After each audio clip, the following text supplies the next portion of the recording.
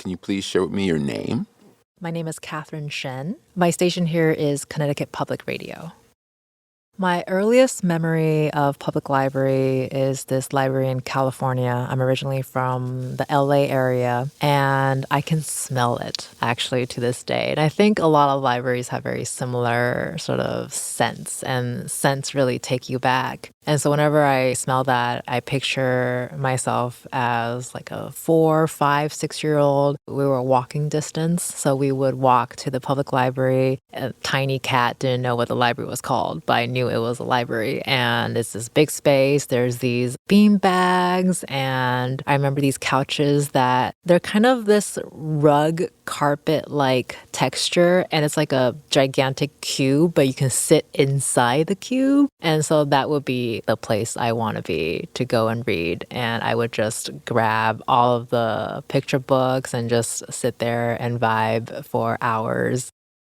I have always been an active user of the public library, but I definitely sort of rediscovered my love for it a little bit during college and definitely post-college. I think in high school, I really wanted to build my own library, but you're a teenager, you only have a certain amount of allowance, and your summer jobs don't pay you that much. So I was very, very careful with my curation of my own little library. And so when I was in high school, I actually didn't focus too much on libraries, but I didn't forget the fact that it's there. I've always had a library card, but I rediscovered my love for libraries when I was in college because I would go there to study. And I found out that my college library had this basement. And I don't even remember how I discovered it. I think I just was curious, as you do as a journalist. I walked in there and realized that it was this entire system of older, not necessarily antique books, but they're just older books of literature that I really liked. And I was really obsessed with Maurice Leblanc's Lupin.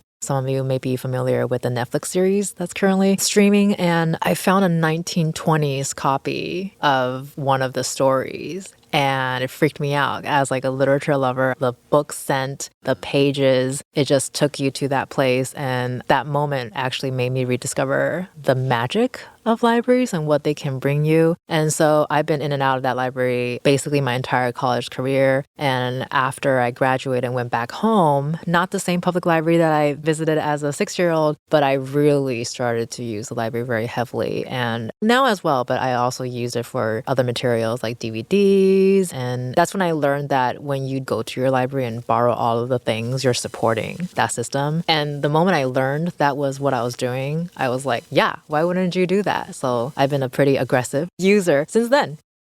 What impact do I think the library has on me? That's such a big question. I think it really helped me realize the possibilities. And it's one of the last true free equalizer of community and society and their acceptance of you. You go in, there's no judgment. You go in, there's no expectation, and just people who share the same joys of whether it's reading fiction, whether it's reading magazines, it's all reading, it's all loving, pursuing knowledge. And part of my, I think, learning and growing too is also realizing that libraries provide more than just books. Or you grow up and you're like, oh yeah, libraries have all these cool books that you can just go get and you can grab like 30 of them and no one's judging you. But I didn't realize how much information it actually helps provide the community, like voter information, tax information. And of course, as an adult, I appreciate the library system so differently.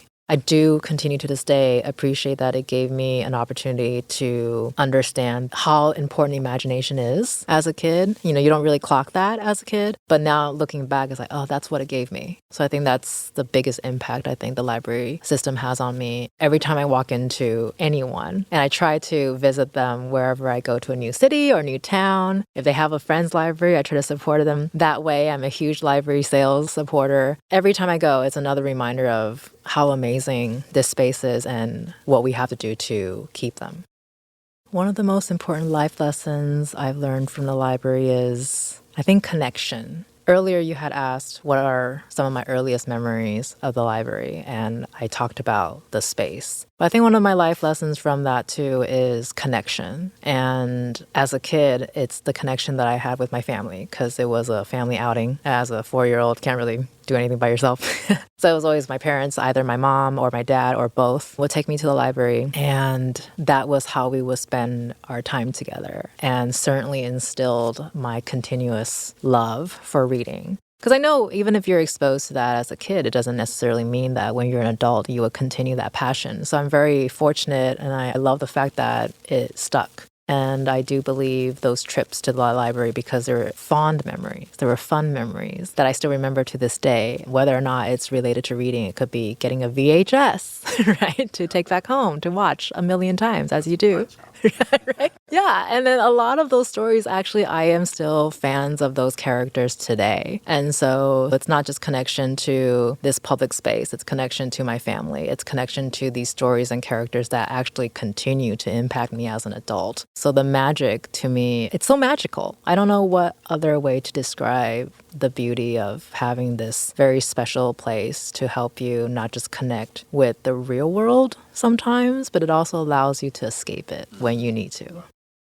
I think one of the most important piece of advice I've ever received, and as you asked that, the first thing that popped into my head was not somebody who works in the library space, but somebody who works in an information space. So I went to a person on my college campus to ask for advice in terms of career. At the time, I was probably freshman in college. I was looking for some guidance on what I can do to find good internships. At that moment, I knew I wanted to be a journalist. What can I do to further that and make that into a reality? And I will never forget, this person looked at my resume, which was very light at the time. But even seeing my resume, he said, something jumps out to me. And I asked, what is it that jumped out? And he said, it looks like you're always trying to do something different compared to other people. As a teenager, when you're hearing that, you're like, oh, wow, like dare to be different. Everyone's always telling you that. But when you actually do the different thing, I think many adults say, oh, you can't do that because that's not the thing to do.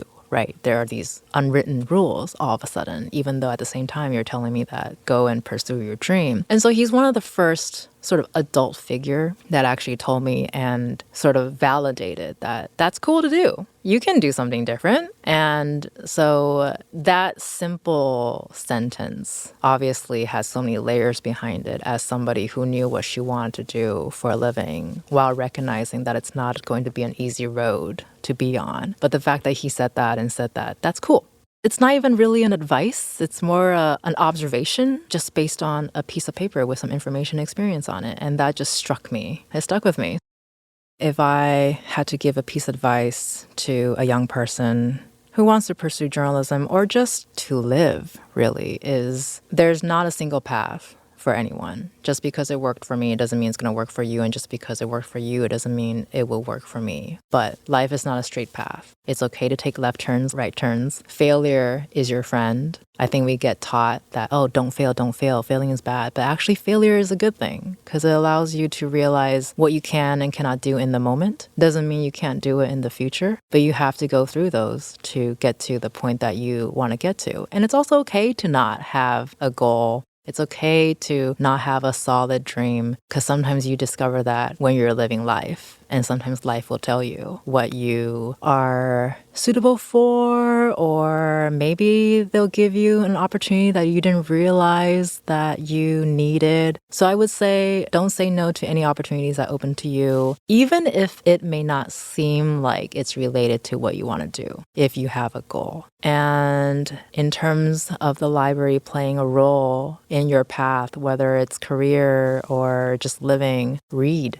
Read everything. Don't let people tell you what's good to read, what's not good to read, what's real reading, what's not reading. If you're reading the phone book, you're reading. If you're reading the caption on TikTok, you're reading. If you're listening to someone telling you a story on social media, that's reading. I think the idea of reading has changed significantly. And if you limit any person the idea of what reading is, then I think you limit the opportunities that they could have.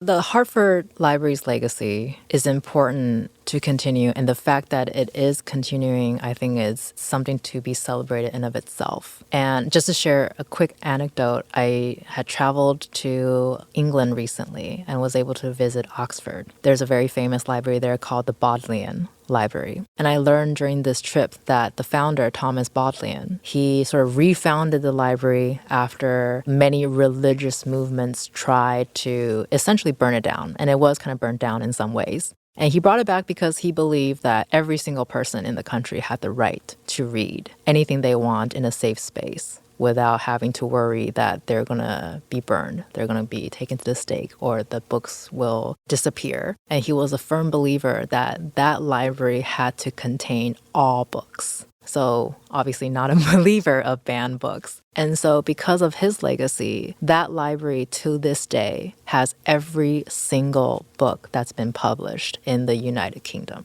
And so that really struck me because to have that kind of accessibility, sadly, it's a privilege and a luxury for many people. And so to bring it back to the fact that Hartford Library is celebrating this milestone, it's almost like continuing that legacy. It's a universal legacy, I think, and to be able to continue to provide that for all of the generations to come. I mean, we're having this conversation today. I'm of one generation, you're of one generation, where our own experiences help continue that. And we have our next generation using that and helping keep that legacy alive. It is so important because I think it helps with your critical thinking, helps with your independence. And I think it's also one of the few places that allows, talking about younger people, the right to dream. Because I think many of them feel like they can't do that anymore because of where the world is going in whatever way you want to interpret that. Because I have been told that before by a young person, and that broke my heart because no one should live that way. And I think the library has played a big role in allowing that and will continue to do so.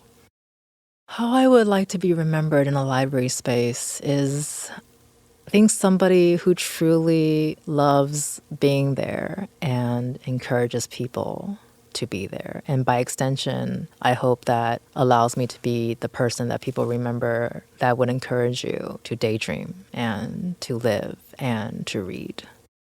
I think public library is really important to the future of our young people because in a space where they have so much information exposure in ways that I think I have never dreamt of. I grew up during the advent of the internet. So I had a life before internet. I had life, obviously, is post-internet now. And I love social media because it has provided connection in ways that I also never expected. But it also exposes a lot of information that I think sometimes can be difficult to digest. And the public library is one of those spaces that you can rely on, where you can walk into those doors, you can find somebody who can get you the direct information and facts that you're looking for. And as much as I love technology, there's nothing better than the human interaction. And that's another thing I feel like I hope the younger generation will have a chance to continue to have, because I think while we're very connected, at the same time, we're disconnected with each other. And going to the library, a physical space, when you have physical human beings who wants to help you, I hope those moments will help the younger people, especially those who need that human connection, to get that from these spaces. What role does respect play in journalism and what I do every day? I respect the position that I'm in. I've always recognized that this is such a privileged position to be in. The fact that I can sit here and have conversations with people and to learn about their stories, to have them open up to me, is incredibly amazing. And I have such respect for those in my same position and respect for those who are willing to talk to me, because it's hard to open up to people, right? Let alone a stranger or maybe someone you met 5 minutes ago. And so the fact that you're willing to share your story with me, to me, it's incredibly mind-blowing, because without that respect, I don't think I would be sitting here today, actually. And I also respect the industry itself, because similar to being a library space, I firmly believe that we are here to provide information for people across generations. We have been doing so, and I hope to continue to do so for as long as possible. What role does kindness play? I think it plays an incredibly big part of the things that I do. And it's not just professional, it's also personal. I do think if there's no kindness in your personal life, I don't think it would show in your professional life, and I think vice versa. And I think kindness and respect are also related. Ultimately, I don't believe I'm here to make anyone feel bad about themselves or to have a negative experience. Even if the story may not be the best kind of story, it could not be a positive story. But ultimately, I'm not here to attack you. I'm not here to make you feel terrible about yourself. And so I hope it reflects in my work that I come from a place of kindness. And I've always believed that plays a really important role in how you treat people, not just as a journalist, but just as human beings to human beings. Thank you for listening to 250 Stories, a production of HPL Studios at Hartford Public Library. This episode was written and produced by Christopher T. Brown, sound by Sam Sigmund, edited by Faith Lucas, produced by Lucy Nalpathanchel, and with photography and graphic design support from Hartford Public Library's communications team and the Hartford History Center. For more information on this project, visit www.hplstudios.hplct.org. New episodes release every Tuesday, so subscribe to stay tuned.